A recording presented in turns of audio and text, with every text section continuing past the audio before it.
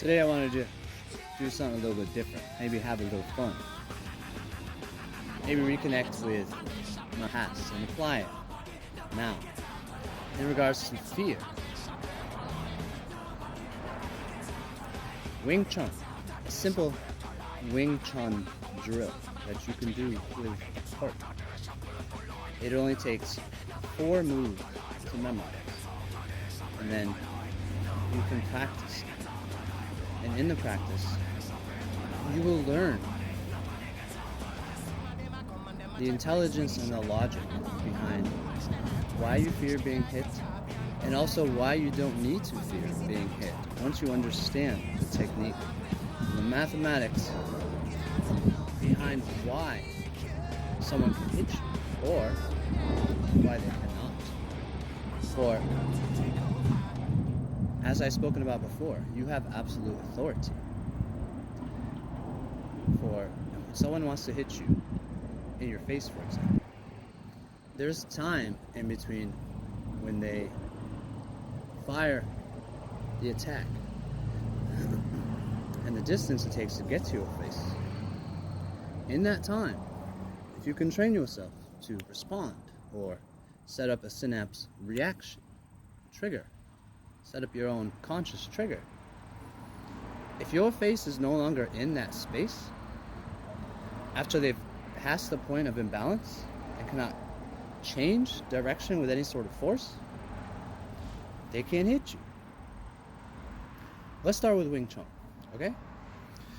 Now stand with your feet shoulder width apart. Just relax. Bend your knees slightly and get comfortable.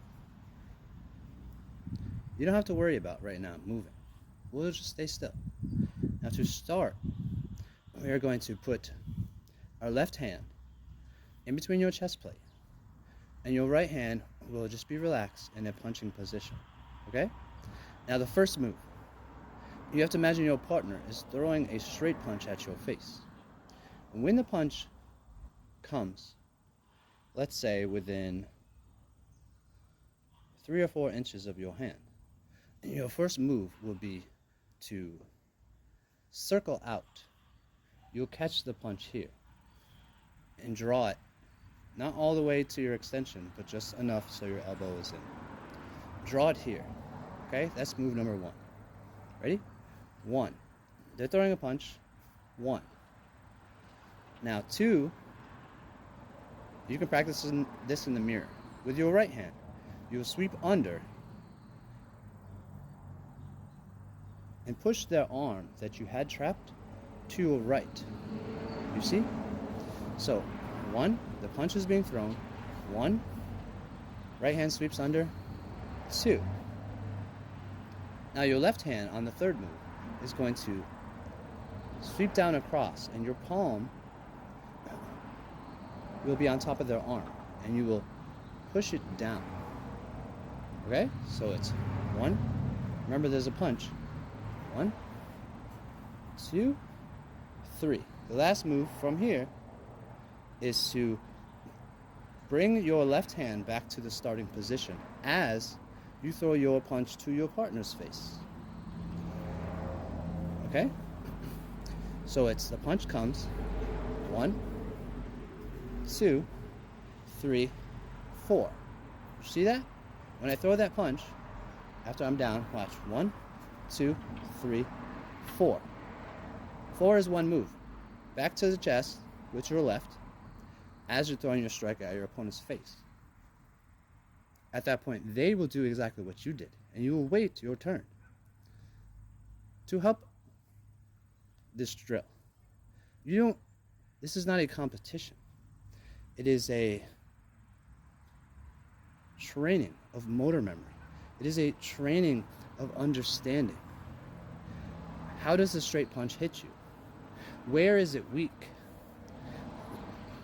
Where is the energy focused? Where is it strong? And how can you gently, in the feminine style of Wing Chun, how can you manipulate or go with its flow and redirect the energy from where it's aimed at? Okay? So you're my partner. You throw your punch. I block. Sweep under. Sweep across. And then I punch you. You block. Sweep under. Sweep across. You punch me. I block. Now the point is not to hit your partner in the face, but you do want to throw your punch at their face. In the beginning, you can go slow. So your consciousness and your subconsciousness, your mind and your psychic body can become aware, realize and acknowledge what exactly is happening. Your opponent is throwing force. Now imagine an invisible line between the strike, the punch in this example, and your face. Once the force is thrown, like firing the bullet on the gun, the bullet is coming. Once they get past the point of their elbow being bent, they are completely off balance. Or should I say, the energy is at a point of no return. Maybe some skilled fighters could change and move from that point. But all the energy that is generated in that strike at this point, it is no longer under my complete control.